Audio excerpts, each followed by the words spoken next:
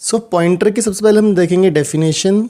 So pointer is a variable that holds the memory address और usually a location of another variable in memory.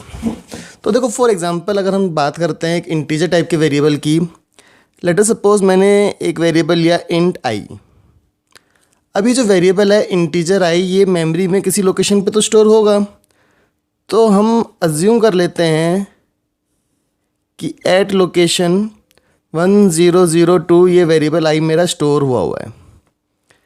ठीक है, अब जो pointer होगा, कोई भी एक पॉइंटर अगर मैं लूँगा, यहाँ पे पॉइंटर लूँगा, तो वो पॉइंटर किसको पॉइंट करेगा? इस एड्रेस लोकेशन को। ठीक है, so a pointer is a variable that holds the memory address और location of another variable in memory. तो देखो पॉइंटर ने क्या किया, एड्रेस रखा, एड्रेस स्टोर किया किसका? जहाँ पे ये दूसरा वेरिएबल आई स्टोर हुआ था। So this is pointer. अब पॉइंटर की इंपॉर्टेंस क्या है एक सी प्लस प्लस के कंसेप्ट में, सी प्लस प्लस की प्रोग्रामिंग में? तो देखो जैसे कि मेमोरी एड्रेस को ये स्टोर कर रहा है, पॉइंट कर रहा है, तो सबसे पहली जो इंपॉर्टेंस है वो है कि memory location can be directly accessed. So memory location direct access हो जाती है with the help of pointers. Second, it helps in dynamic allocation. It helps in dynamic allocation. And finally, it improves the efficiency. क्योंकि अब देखो memory address को हम directly access कर पा रहे हैं किसी भी काम के लिए, तो ये जो एफिशिएंसी है आपके प्रोग्राम की, रूटीन्स की, उसको इम्प्रूव कर देता है। तो ये इसके कुछ इंपॉर्टेंस है, इसके कुछ बेनिफिट्स होते हैं पॉइंटर को यूज़ करने के। अब हम देखेंगे कि पॉइंटर जो है उसकी डिक्लेरेशन और इनिशियलाइजेशन कैसे होती है। तो एक जनरल फॉर्म क्या होती है पॉइंटर की, किस टाइप का आप पॉइंटर बना रहे हो वो आपको मेंशन करना है, देन एब्स्ट्रिक्ट आपको यूज़ करना है, स्टार आपको यूज़ करना है और वेरिएबल का नेम देना है।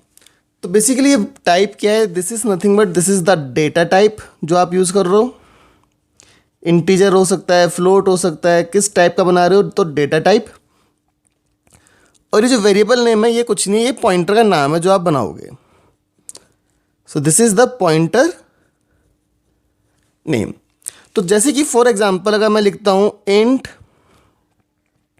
स्टार p1, तो ये क्या हुआ, एक पॉइंटर है, किसको पॉइंट करेगा? एक इंटीजर टाइप के वेरिएबल के एड्रेस को। So this means pointer to integer.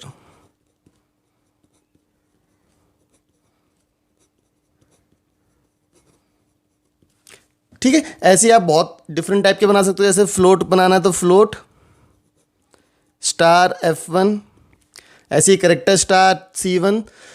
तो इस तरह से आप डिफरेंट टाइप के पॉइंटर्स को डिक्लेयर और इनिशियलाइज कर सकते हैं। अब बात करते हैं दो बहुत ही इंपॉर्टेंट कंसेप्ट है। एक होता है कि हम पॉइंटर के साथ एम्परसेंड का यूज़ करते हैं, एंड का साइन यूज़ करते हैं, और एक हम पॉइंटर के साथ एब्स्ट्रिक्ट या फिर स्टार का साइन यूज़ करते हैं। अब इन दोनों का मतलब क्या है ये आपको समझना पड़ेगा, देखना पड़ेगा। सो जो एम्परसेंड होता है और जो एंड का साइन है बेसिकली वो क्या करता है, वो मेमोरी एड्रेस को रिटर्न करता है। So ampersand returns the memory address, whereas abstract or star it allows to change or access the value being pointed to by the pointer. So यहाँ पे changes or access the value being pointed to by the pointer. ठीक है, so ampersand and abstract.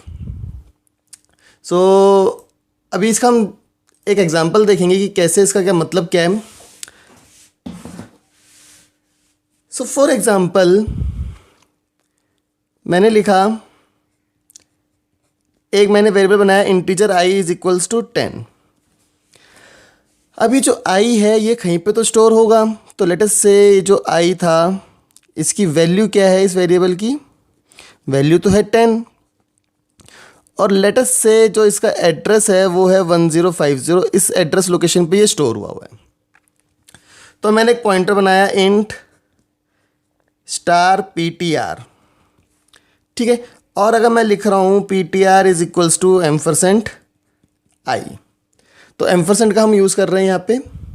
सो अब हम देखेंगे कि कैसे क्या वैल्यूज रिटर्न होंगी किस केस में, ठीक है। So now let us see how it works. So अब देखो क्या हुआ, जब मैंने लिखा ptr equals to ampersand i, तो एम्परसेंट आई क्या करेगा, इस आई का एड्रेस रिटर्न करेगा, यानी ptr में क्या वैल्यू आ जाएगी, ptr में आ जाएगी आई का एड्रेस जो कि है 1050, ठीक है।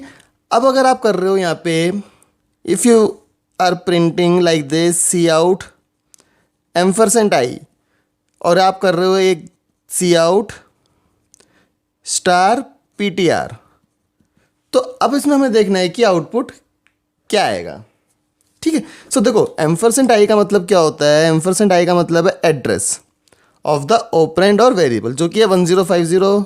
एग्जाम्पल जो हमने लिया है तो 1050 प्रिंट हो जाएगा। देन स्टार ptr का मतलब है value which is being pointed by the pointer. अब ptr किस एड्रेस को पॉइंट कर रहा है, 1050 पे, इस एड्रेस पे वैल्यू क्या है 10, तो ये क्या प्रिंट करेगा 10।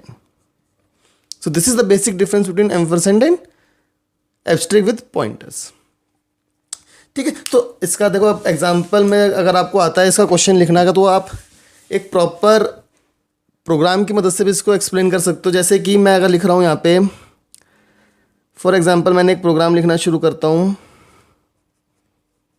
मेन फंक्शन बनाया हमने, और एक सिंपल सा मैंने एक वेरिएबल बना लिया int i is equals to 10, एक पॉइंटर बना लिया इंट स्टार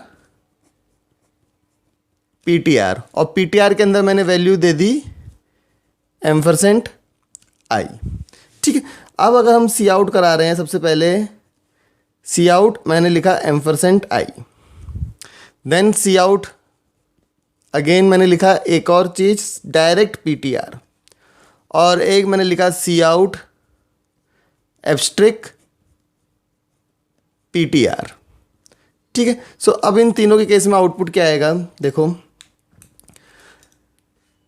अब आई की जो वैल्यू है 10 वो किसी एड्रेस पे स्टोर होगी, लेट अस से वो कुछ एक हेक्साडेसिमल का एड्रेस है, तो इस पॉइंट पे इस जगह पे क्या प्रिंट होगा, address of the variable I.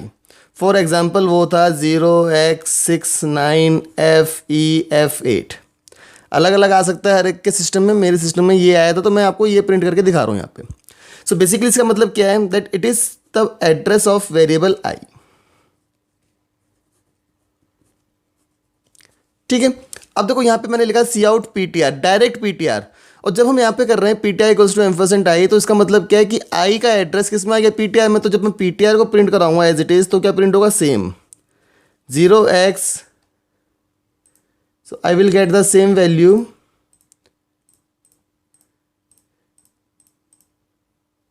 0x69FEF8। Then यहाँ पे मैं क्या कर रहा हूँ, यहाँ पे मैं कर रहा हूँ स्टार ptr, यानी इस एड्रेस पे जो ptr का एड्रेस है उस पर क्या वैल्यू है, तो इस एड्रेस पे क्या वैल्यू है 10, सो यहाँ पे आउटपुट आएगा 10। तो इस तरह से आप इस एग्जांपल की मदद से शो कर सकते हो एग्जामिनर को, ठीक है, आपको जो पूरा कंसेप्ट है एम्परसेंट और आई का वो क्लियर है। So this is ampersand and abstract